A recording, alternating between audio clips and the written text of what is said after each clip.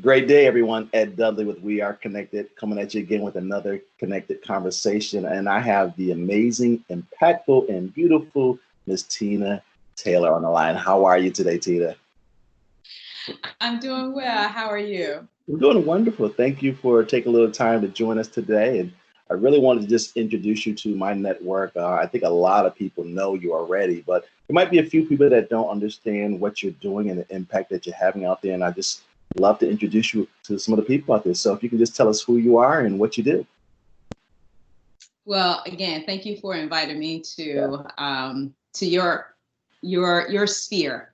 Mm. So I am an avid person that loves change and driving change locally and globally. I'm in North Carolina, but I also live in South Africa. And I'm the founder and CEO for Heritage STEM Camps Foundation. So this is an organization where we want to demystify STEM, or some people say STEAM, and you can add other letters to it. But my background is engineering. We didn't call it that, but we did all of the things that STEAM and STEM does today. And that is, how do we make sure that we unpack all of the disparate things that's happening, pull people together with creative ideas, build solutions. But for our foundation, we make sure that kids have the leadership training, they go through and understand financials. The entrepreneurship is huge for us. So we want to make sure you don't just build something, but you also understand how to pull everybody together so that you can work in a collaborative environment for that solution. But take that solution, build a business, and pitch for funding and investment for your ideas. Wow. That's one thing. And then I have another business called Core 3 Innovations. Again, we do the same thing. We work with historically Black colleges and universities, as well as surrounding communities. And we put together skill development courses and training. We bring in energy, renewable energy, to help offset so that they can use any of the gaps that's between what they are typically paying and what they're saving, and they invest it back into their communities as well as at their schools. We have a big project going on right now with Grambling University. And again, we focus on energy, agriculture, and education. We want to eliminate poverty and these food deserts that we see, not just here locally within the United States, but also doing a lot of cross-pollination of technology in Africa and in other countries, but specifically Africa, and connecting them with our communities that we work with here. So we're building ecosystems because we want our communities to be able to thrive financially, and we're working with a lot of organizations to open those doors. I absolutely love it. Once again, I got to thank you for just having some time to chat with me, because you look like you got your hands on a little of everything. Well, it may sound like that, but it's all strategic. So we focus, or I specifically focus on, how do I make sure that underserved and unrepresented communities, they get the quality education that is needed. They get access to financials, to a lot of capital to make sure that they can continue to thrive and grow. And they can do that on their own. That is the biggest thing. Absolutely love it. You're doing some amazing stuff out there. So first half of 2020, first 6 months are in the books. It's been a wild ride, to say. I'm peeking around July looking like, all right, what's next? But how have you, everything that you're doing and your family been doing this first half? I think whenever you have any type of challenges, it creates a lot of opportunities. And I'm not going to sugarcoat I think the quarantine, it kind of got to us, but it was also an opportunity for us to take a step back, re-examine, and to look at how do we pivot and reinvent ourselves going forward. That's from a personal standpoint, as well as looking at all of the businesses. One in particular, so I go back to Heritage STEM Camps Foundation, we do residential camps. So we started in South Africa, and that's my base. We moved to North Carolina. Actually, we did some programs in Louisiana. And everything is about that connection. It's face to face. You can't do that now.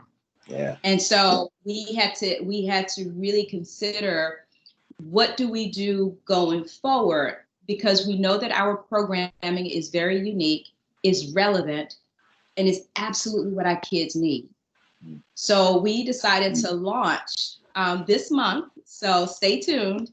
But it's called HSCF at Home Camps. Interesting. Okay. Yes. Tell us a little bit more if you can. So I can. So typically our residential camps, they're week long.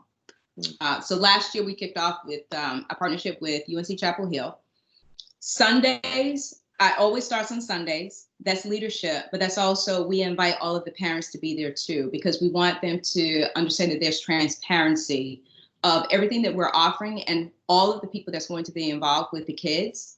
And they get to ask questions. It's about comfort and safety, which is the reason why we named it At Home. It automatically exudes its safety, but you still be able to get a lot of relevant information.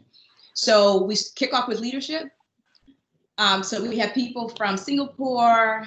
One of my really dear friends, Susan Chapman, she's the highest ranked African-American female at American Express, and she was just named to Smucker's board. But she's going to be doing a master class. Chris Lowe in Singapore, he's going to be doing a master class. So we look at, how do you take leadership, pivot, and change, still using your ideas and your dreams to innovate, to create. We have symposiums from people in Durban that's working on biomedical technology. They're going to be talking about how they're pivoting. We're also offering hands-on activities during this entire time. But it's stuff that you can find around the house, so you don't have to go out and still create. And then we have these things called iCafe Hangouts. So after each one of our symposiums or master classes, they will come in. We have music playing. You can bring your drink, a beverage, like water, lemonade, Kool-Aid. You can bring it's still kids. But this is where you get to collaborate and talk about all the things that you learn. But you're going to be talking to kids that's in Nigeria, India, China. And then you're going to have a jam session where I get to play my guitar, my acoustic guitar. But there's going to be some, I know I haven't played. I haven't played for a lot of people. But I have renowned artists all over, because I want them to have fun, but at the same time, you understand how technology is in everything and is everywhere, even music. But we're going to jam out doing a lot of those, what we call a STEAM jam sessions. But then we have our venture capital, boot camp, and everything is going to be around agriculture. So we'll have people from Smithfield Foods, they'll have an opportunity to learn about organic wines or vegan wines and how those are produced from a lady that's in Japan.